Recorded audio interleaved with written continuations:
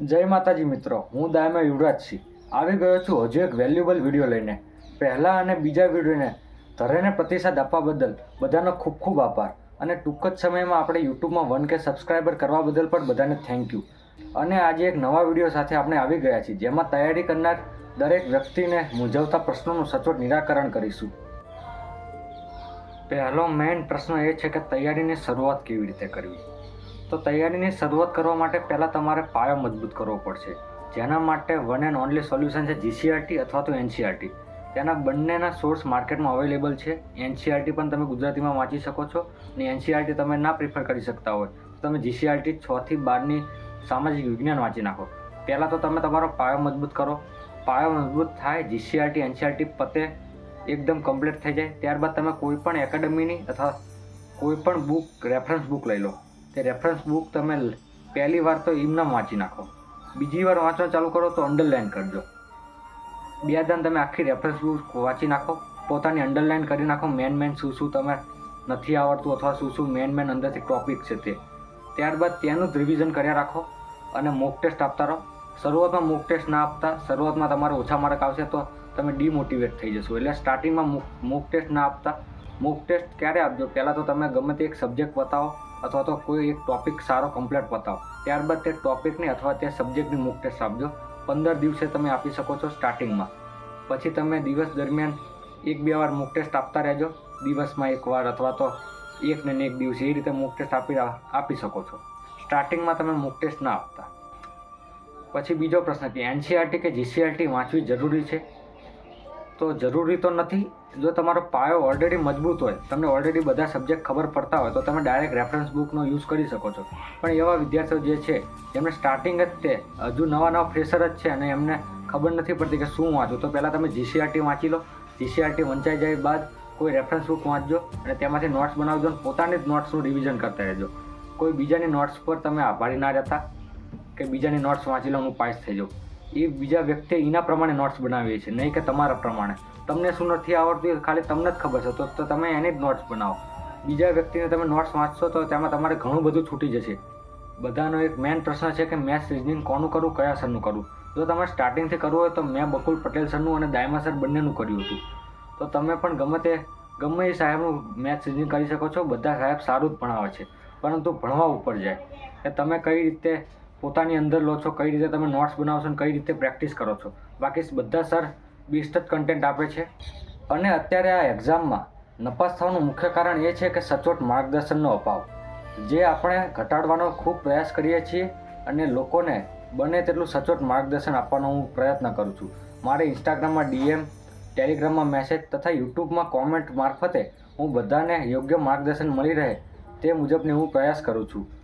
તો પણ ઘણાને અમુક પ્રશ્નો તૈયારીમાં મુશ્કેલીરૂપ બને છે, જેની આજે આપણે ચર્ચા કરીશું. તેમાંથી એક બેનની કોમેન્ટ હતી કે તમારી બંધારણની બુક છે તેની પીડીએફ મૂકો ને. તો મારી બંધારણની પીડીએફ હું મૂકી દઈશ, તો એનાથી તમે પાસ નહીં થઈ જાઓ. અને મેં બનાવેલી નોટ છે જે ફક્ત રિવિઝન દરમિયાન જ કામ આવશે. તેમાં મેં કોઈ કન્ટેન્ટ નથી લખ્યું. જે વસ્તુ મને નથી યાદ રહેતી એ મને યાદ રહે તેના માટે લખેલ છે.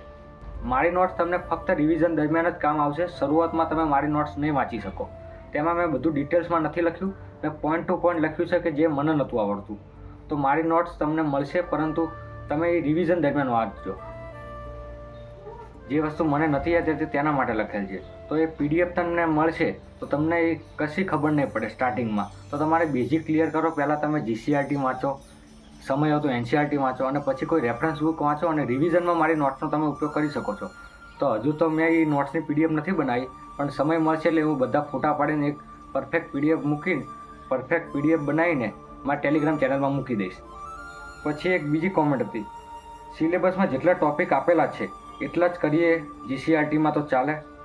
જીસીઆરટીમાં બધા ટોપિક નથી આપેલા ભાઈ. તમારે જીસીઆરટી ફક્ત બેઝિક માટે વાંચવાની છે કે તમારો પાયો મજબૂત થાય. આ જીસીઆરટી વાંચી લો. ત્યારબાદ જો સમય હોય તો પહેલાં તો તમે એનસીઆરટી જ વાંચજો. એનસીઆરટી ગુજરાતીમાં પણ અવેલેબલ છે, તો એનસીઆરટી તમે વાંચી લેશો તો તેમાં જીસીઆરટી પણ આવી જશે અને એક્સ્ટ્રા કન્ટેન્ટ એનસીઆરટીનું પણ આવી જશે. ત્યારબાદ તમારે ગમે તે કોઈ પણ પ્રકાશનની રેફરન્સ બુક લઈ લેવાની છે, તે વાંચવાની છે અને પોતાની શોર્ટ નોટ્સ બનાવવાની છે. અને ત્યારબાદ તેનું રિવિઝન કરતું રહેવાનું છે અને મોક ટેસ્ટ આપતું રહેવાનું છે. એક બીજી એક કોમેન્ટ હતી, ભાઈ નોટ્સ કેવી રીતે તમે બનાવતા એનો વિડીયો મૂકો ને. તો તેનો એક આપણે અલગથી વિડીયો બનાવશું કે નોટ્સ કેવી રીતે બનાવવી, કે જેમાં આપણે તમને બતાવશું કે નોટ્સ કઈ રીતના બનાવવી, કયા ટોપિકમાંથી કેવી રીતે નોટ્સમાં લખવું, જે તમને રિવિઝન દરમિયાન ખૂબ જ કામ આવશે. પછી એક બીજી કોમેન્ટ છે કે ટાઈમ ટેબલ માટે દિવસમાં કેટલા સબ્જેક્ટ વાંચવા.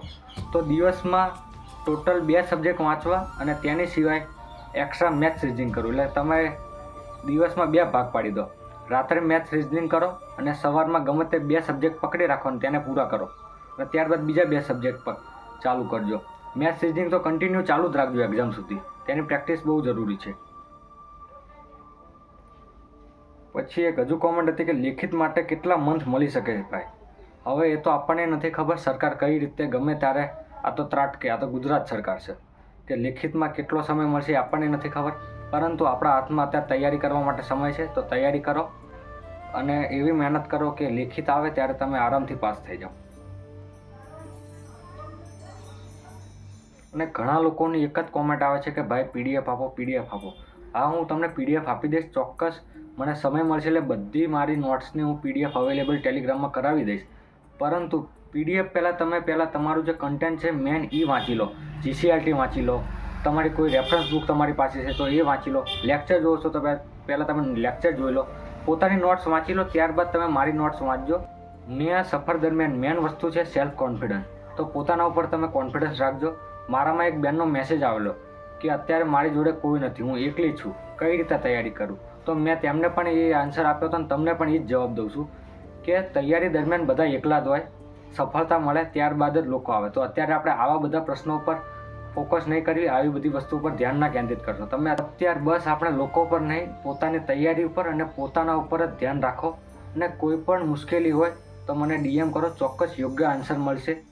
જય હિન્દ.